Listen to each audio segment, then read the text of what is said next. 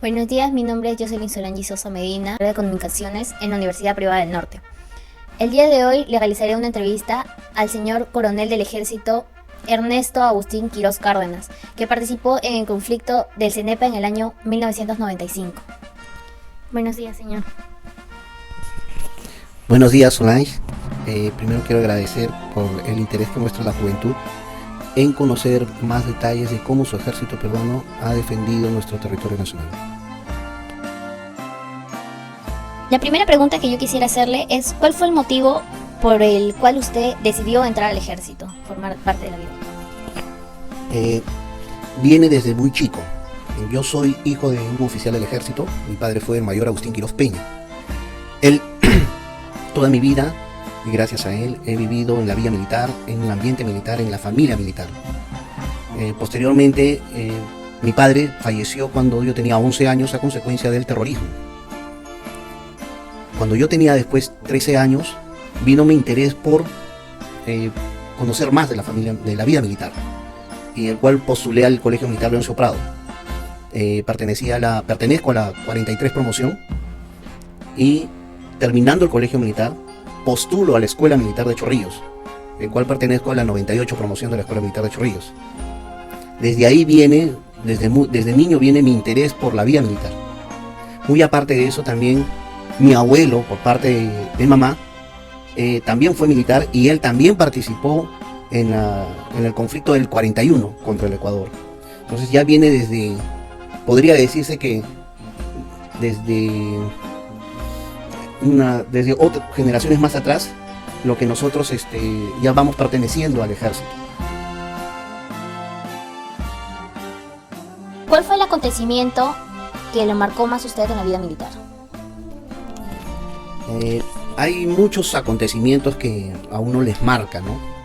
Pero exactamente lo que a mí más me marcó, se podría decir, en lo que es la vida militar, fue cuando yo hice un curso, cuando hicimos mi promoción, un curso contrasubversivo, le llaman el curso contrasubversivo Lince, que lo dictó la Escuela de Comandos, y nos fuimos a Campo Herminio. Me acuerdo por la intensidad del curso, ni bien nosotros llegamos la primera noche, en forma de instrucción o preparación para lo que nos podía venir, fue que a nosotros, por ejemplo, supe lo que es los gases lacrimógenos, diferentes tipos de gases que hay, y también conocí el frío ahí, porque como anécdota te cuento, una forma de preparación era que nosotros pasábamos la noche mojados en la intemperie para poder soportar el frío y estar consciente de lo que nosotros hacíamos. Es parte de la preparación. Ese curso es donde a mí me marca bastante, porque termina de templar el carácter que un militar debe de tener para afrontar situaciones difíciles. Muy aparte de los 4 años de la escuela militar que nosotros tenemos, en donde... ¿De qué manera ese acontecimiento marcó su vida? El acontecimiento que te comenté, el cual fue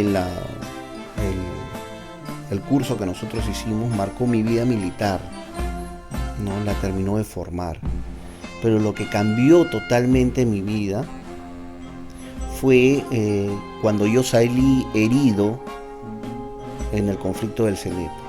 Eso hizo que mi vida cambiara totalmente, porque uno desde niño, como te comenté, siempre he sido ligado a la familia militar. Después pertenecí directamente al ejército, a la vida militar, y ya en una participación que tuve salí herido, y todo eso se ve de un momento a otro, cambia la perspectiva de qué va a ser de mi vida, qué va a ser de mi futuro, cuando ya te ves en la posibilidad de continuar o no poder continuar, ¿no? En este caso, cuando yo salí herido, cambió totalmente mi vida. Ya no pude seguir en la vida activa del ejército y tuve que amoldarme para continuar ya en la vida civil. ¿Qué misión marcó su carrera como militar? La misión que marcó mi carrera como militar fue la que me dieron en el año de 1995. Estábamos en la zona de Cueva de los Tallos. Antes de iniciarse el conflicto, escuchamos por radio a las 6 de la tarde, el 26 de enero, que una de las patrullas peruanas estaba siendo atacada. Después, a las 7 de la noche, hubo una llamada de red que nosotros llamamos con todas las patrullas que estaban ahí en la zona. Habían unas patrullas en aproximación a Tihuinza, otras patrullas en aproximación a Base Sur y 3 patrullas que estábamos en Cueva de los Tallos. Esa es la misión que marcó mi vida como militar, la más importante, porque recibí la orden del comandante Manuel Lazarte, jefe del BIS 25, recibimos la orden: tomen y conquisten Cueva de los Tallos. ¿Podría decir el nombre de las 3 patrullas y con cuántos hombres contaban? Estábamos en Cueva de los Tallos, la patrulla, que era del más antiguo, era el capitán Alfaro. En su patrulla era Zebra, Alfaro Juárez José, de infantería. Su operativo era Zebra, la patrulla Zebra. Contaba con 20 soldados y un suboficial que era el suboficial Montalico, que es enfermero militar. Estaba la patrulla del teniente Toño, su apelativo es Toño, Gómez Guillén es su nombre, y contaba con 20 soldados y un suboficial, que no me acuerdo el nombre, pero sé que su apelativo era el Negro. Y estaba mi patrulla, a mi mando, que era la patrulla Espartaco, con 20 soldados también. ¿Cómo se sintió usted al saber que el bienestar se le sería descontado?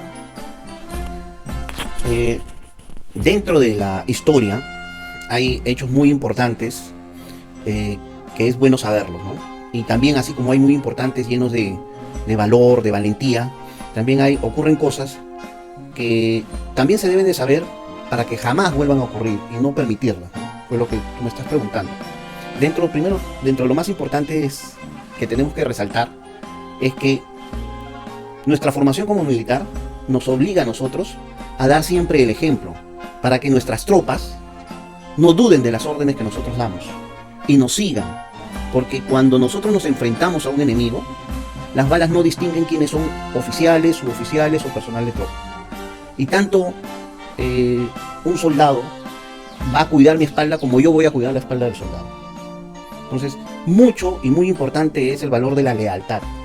La lealtad es lo más importante que se debe conservar ahí en el ejército, porque después de ser leales, y la lealtad viene tanto del grado superior hacia el inferior como del inferior al superior.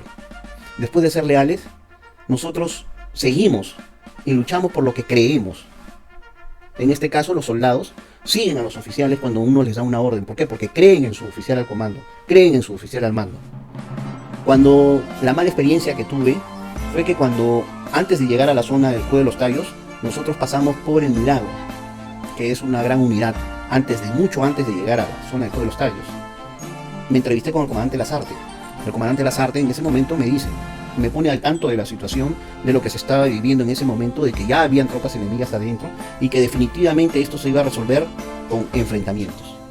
¿Cuándo o cuánto iba a demorar? No se sabía.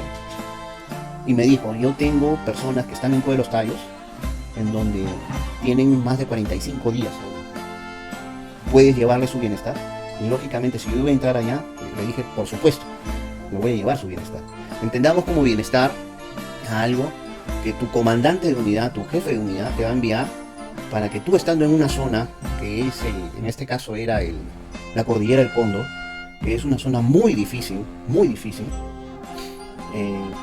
puedas, al momento de recibir tú ese bienestar, te levante el ánimo, te levante la moral, o tengas un gusto. Por ejemplo, en ese sitio donde hasta tomar el agua es difícil, porque tienes que tomar agua hervida, y es difícil hervir el agua o esperar el agua de la lluvia que caiga directamente, es difícil, pues recibas, supongamos, un chocolate. Nosotros no podemos ver, pues, un chocolate, pero en ese momento, en esa zona, te levanta la moral. Recibir un bienestar es eso. ¿Cree usted que la comunicación es importante en una guerra?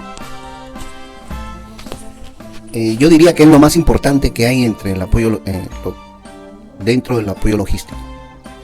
porque con la comunicación tú puedes tener o saber dónde estás ubicado, si vas a tener apoyo, y puedes recabar información y poder comunicarla a las demás patrullas, en este caso que estaban en la zona, sobre la situación del enemigo.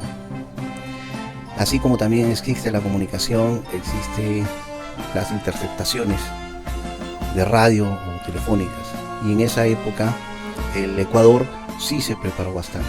Nosotros estábamos muy limitados logísticamente, contábamos o utilizábamos radios que eran de la época de Velasco Alvarado, de la época del 74, 73. También teníamos radios israelitas que fueron adquiridas por el ejército por la época del terrorismo. Ojalá que 20 años después, más de 20 años que han pasado, se haya podido actualizar esos equipos, mejorar las comunicaciones, porque definitivamente, lo dice un libro ecuatoriano, una de las causas por cual nos pudieron derribar tantos aviones o helicópteros fue porque interceptaban las comunicaciones peruanas y sabían cuándo iban a volar los helicópteros por la zona o los aviones por la zona. Entonces ellos mandaron sus tiradores Igla, que son proyectiles de tierra a aire seguidos por infrarrojos, en el cual podían y esperaban ya a cierta hora que pasen los aviones peruanos. Es por eso que nos pudieron hacer tanto daño ahí, gracias a la interceptación de las comunicaciones. ¿En algún momento de la guerra usted sintió miedo? El miedo es un sentimiento nato del ser humano y es normal sentir miedo en diferentes situaciones. Podemos sentir miedo al dar un examen, podemos sentir miedo al dar una entrevista de trabajo, podemos sentir miedo al esperar el resultado de algo. Cuando, por ejemplo, nos convocan a los 3 oficiales y nos dicen que definitivamente va a haber un enfrentamiento y piden un voluntario, también sentí miedo, pero era la obligación y la forma como uno lo enfrenta. Cuando, por ejemplo, recibimos la orden de tomar Cueva de los Tallos, en ese momento también sentí miedo. Y uno dice, ¿y ahora qué hago? ¿Cómo lo enfrento? Pero la obligación, tu deber, tu formación y todos los principios que te siguen te hacen actuar de una forma que tienes que sí o sí superar ese miedo. Cuando a mí me hieren, más o menos a las 9 de la mañana del 27 de enero, yo caigo herido. No caigo herido, sino me hieren porque yo estaba echado en la posición de tirador tendido, disparando hacia el enemigo y cubierto por un tronco. Cuando salgo y sigo disparando, en una de esas que yo salgo para poder disparar, sentí el impacto de la bala en el hombro. Y en ese momento también fue así que al ver un hueco en el hombro y cómo salía como chisguete la sangre, levanté el FAL, mi fusil, lo puse en ráfaga y comencé a disparar ya en ráfaga y pues la caserina tiene 20 cartuchos y se da la ráfaga en menos de 2 segundos. 1, 2 y ya no tenía. Bajo el fusil, quiero cambiar la caserina y no puedo, porque ya no podía mover el brazo. Ya no lo podía mover, no podía mover el hombro, no podía mover el brazo. Entonces también sentí más miedo. ¿Y qué hago? En ese momento lo único que me quedó es protegerme con el tronco que había, mientras que uno recibe y escucha los disparos que silban por las orejas. Cuando sientes los disparos que caen al costado tuyo, entonces también sientes miedo de que te caiga. Entonces, en ese momento, ¿cuál era mi protección? Me encomendé a Dios. Dije, Dios mío, sálvame, Dios mío, cúbreme. Dije, Dios mío, que piensen que ya estoy muerto para que me dejen de disparar. Ahí, felizmente, no recibí otro impacto más, otra herida más. Cuando pasa un tiempo, aproximadamente 15 o 20 minutos, ya la cadencia de los disparos, las explosiones va bajando poco a poco, va bajando hasta que después no escuchas nada. Y como yo estaba cubierto con la cara hacia abajo, para que ellos piensen, para que el enemigo piense de que yo ya estoy muerto y no me sigan disparando, es en ese momento que escucho ruido. Y mi corazón comienza a latir más fuerte, uno siente, porque es miedo. Y dices, escucho murmullos. Pueden ser o peruanos o pueden ser ecuatorianos. Y en ese momento, ¿qué hace uno? Como oficial, sabemos que en una guerra, si uno es oficial, le van a tratar de sacar toda la información posible, de una forma o de otra. Entonces, yo pensé ahí, a mí no me van a llevar de prisionero. Agarré una granada, le saqué el seguro, y lo único que pensé, si me voy con uno. Y esa es una forma también de enfrentar el miedo que sentí en ese momento. Felizmente, y digo, ese momento que volví a nacer, volví a vivir, cuando me di el valor de levantar la cabeza y mirar hacia donde escuchaba murmullos, levanté la cabeza y vi a mi adjunto, el general Maldonado Zamora Euler, sargento segundo Maldonado Zamora Euler, que estaba parado con su fal, me mira y al verme vivo, él le grita a sus compañeros, sigan, que está vivo. Lógico que dijo una palabra más, ¿no? Una palabra a su vez, pero en ese momento era de aliento. Sigan CTM, pero es de aliento. Sigan, que está vivo. Y siguió disparando, con esa energía, con esa fuerza, con esa convicción que tiene el soldado peruano de cumplir su misión. O sea, hay muchas formas de enfrentar el miedo, pero lo más importante es enfrentarlo y no dejarse llevar por él. A la hora de usted ser trasladado al hospital militar, ¿cómo se sintió cuando supo que acá en Lima no se hablaba de la guerra que estaba sucediendo? En la época del conflicto, de por sí, la realidad que se vive en los caseríos, en provincias, en caseríos alejanos, en provincias alejanas, en distritos alejanos, de ahí en provincias, lo que se vive acá en la capital, las realidades son muy diferentes.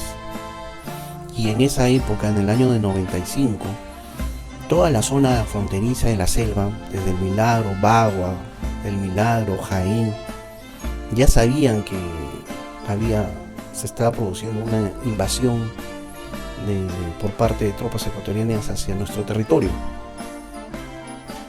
Nosotros vimos el apoyo de allá de la gente cuando estábamos entrando y trasladándonos allá, como la gente cuando veía los carros con los soldados, cuando pasábamos nosotros con los camiones, la gente que miraba y aplaudía, nos aplaudían. Eso nos levantaba bastante la moral, nos animaba, pese a las limitaciones que teníamos, nos animaba. A veces nos arrojaban de repente plátanos que hay allá en la selva, nos levantaba la moral. Un aplauso nos levantaba la moral, o un saludo nos levantaba la moral. Cosa muy diferente que cuando llegué evacuado, el avión aterrizó en el aeropuerto Jorge Chávez, y para trasladarme del aeropuerto hacia el hospital militar se pasa por toda la avenida La Marina. Era otra realidad, toda esa zona es de fiesta. Ni siquiera sabían que ya se había iniciado el conflicto, ¿no? Que había ecuatorianos dentro de nuestro territorio.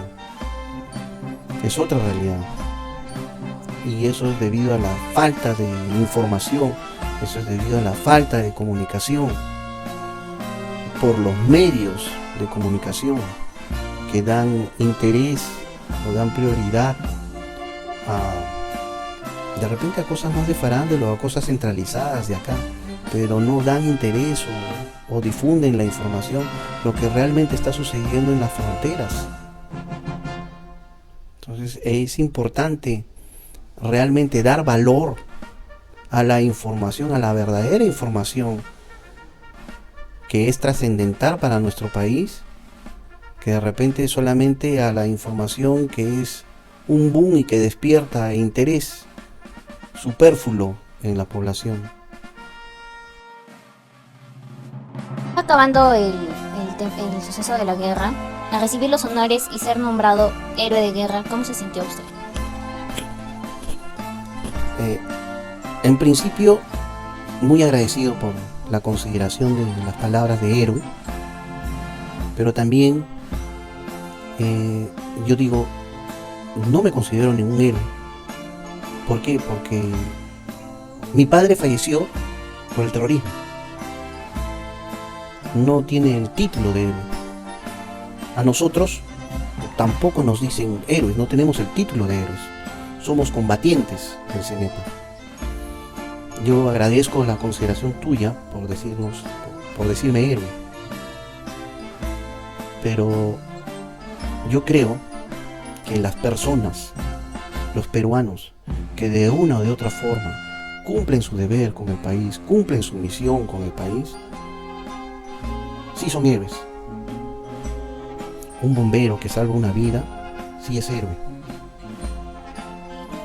Un soldado que cumple su misión, sí es héroe. Un juez que no se deja sobornar, también es héroe. Entonces, yo creo que es importante dar valor a esas cosas. Héroes, están considerados héroes el Mayor García, Miguel Grau, Bolognesi, Cáceres, Quiñones, son nuestros héroes. Nosotros, los demás que hemos tenido la oportunidad de participar y defender nuestra patria, somos combatientes. Yo agradezco a todas aquellas personas que nos dicen héroes, porque nos ven así. Pero hay que ver las cosas buenas de todos. Usted mencionó en un momento de una entrevista que hubieron más personas que combatieron, pero no fueron reconocidos como defensores de la patria. Sí, yo conozco de las dos patrullas que combatimos ahí, de la patrulla Zebra y de la patrulla Espartaco, que hay personal, son militares que no han sido reconocidos como defensor de la patria. En el año 95, cuando sucedió lo del conflicto, uno se va a cumplir su misión sin saber qué puede esperar más adelante. Nosotros no sabíamos que después iba a haber alguna medalla, alguna calificación como combatientes, algún beneficio económico. No se sabía porque no existía eso. Tanto es así que, por ejemplo, en el mismo año 95 sale la ley 26511, en donde se declara como defensores calificados de la patria a todos aquellos combatientes, personal militar que hayan combatido en forma directa en el conflicto del CENEPA. Mis soldados, mis 20 soldados han debido de ser calificados, igual como los 20 soldados del capitán, que pertenecían a la patrulla del capitán. Por diferentes motivos administrativos, el cual directamente promulgada la ley, dan un plazo de calificación, pero para que ese plazo de calificación se cumpla dan una serie de normativas, y dentro de una de esas normas o directivas, era que uno tenía que presentar su solicitud para que lo consideren como defensor calificado de la patria. Entonces, estamos hablando de personas que han servido en la zona de Pinglo, que han servido en la zona de San Ignacio, de Bagua. La mayoría de mi patrulla era de Bagua, igual de la patrulla del capitán que era de Pinglo. Entonces muchos de ellos viven en caseríos alejanos y no se enteran de las normas, no llega la comunicación. Muchos de ellos a veces ni siquiera saben qué es el diario El Peruano, donde salen publicadas las leyes. Tanto es así que, por ejemplo, 9 de la patrulla del capitán y 7 de mi patrulla no presentaron su solicitud. Se enteraron de los beneficios económicos de acuerdo a esa calificación que había, que son de 3 sueldos mínimos que debe recibir el combatiente que ha participado de forma directa, en este caso que son los integrantes de las dos patrullas, y que han arriesgado su vida. Entonces ese beneficio es de 3 sueldos mínimos. Y porque la calificación se cerró según ley en el año 2013. Y esos 9 de la patrulla del capitán y 7 de mi patrulla no presentaron su solicitud porque no sabían, no tenían conocimiento de que tenían que hacer eso. El que habla en su oportunidad en el año 95, sin saber que iba a haber alguna calificación, algún nombramiento como son defensores de la patria, y sin saber mucho menos que iba a haber después la ley Berico que nos dio los 3 sueldos mínimos que son los beneficios, solicitó en el año 95 que ellos sean considerados como combatientes del CENEPA porque eran por haber recuperado la zona de Cueva de los Tallos. Ha pasado años y cuando gracias a la tecnología que ahora tenemos el Facebook nos hemos podido contactar después de 20 años aproximadamente con mis soldados cual participamos. Y ¿cree usted que fue justo que reconozcan a todos los integrantes de la patrulla Toño como defensores de la patria? es una pregunta muy difícil, pero mi apreciación o lo que yo creo es que los soldados que han estado pertenecientes a la patrulla de Toño, esos soldados han cumplido órdenes de su jefe inmediato, que era el teniente Guzmán. Como dije en un principio, el soldado sigue a su oficial. El soldado peruano sigue a su jefe de patrulla, sigue al oficial. Y el oficial es el que debe dar la orden y el ejemplo. Esos soldados han estado ahí cumpliendo su misión. Y no han podido cumplir su misión por una mala orden del teniente Guzmán. Gómez Guillén, perdón, del teniente Gómez Guillén. Es el teniente Gómez Guillén. Esos soldados, sí, está bien, han estado ahí, lastimosamente han perdido la oportunidad de defender directamente a su patria porque el teniente Toño, de la patrulla Toño, se perdió. Y lo digo, eso es lo que él manifiesta. El descargo ya lo hará respectivamente. Si no es con el ejército, la historia se encargará. Así como después de 20 años sale esto, la historia se encargará de ver si realmente qué pasó con él.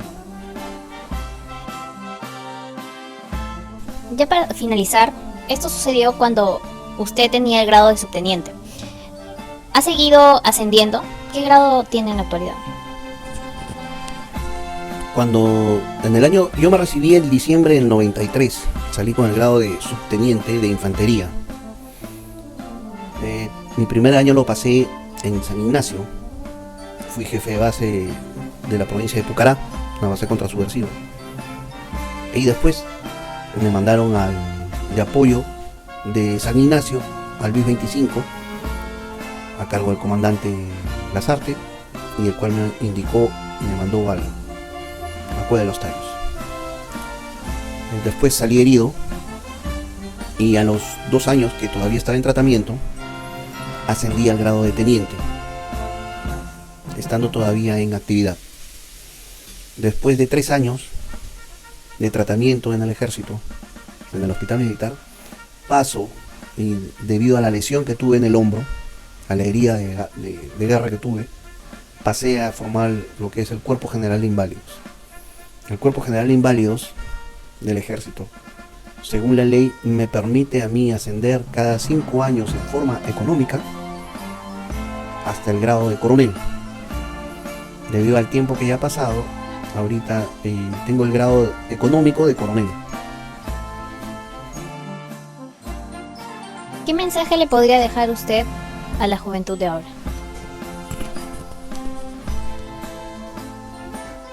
Que sigan sus principios, que siempre hagan lo correcto. Lo más fácil es ser bueno o malo, lo más difícil es ser correcto. Que hagan lo correcto y les va a ir bien. Eso es lo más importante que les puedo decir. Eso sería todo. Muchas gracias por la entrevista. Gracias.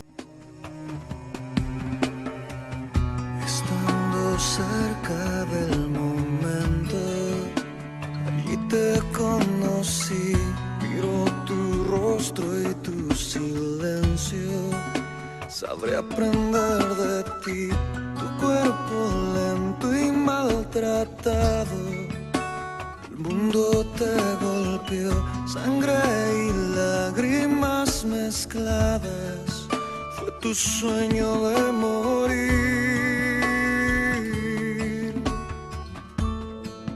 fue tu sueño de morir.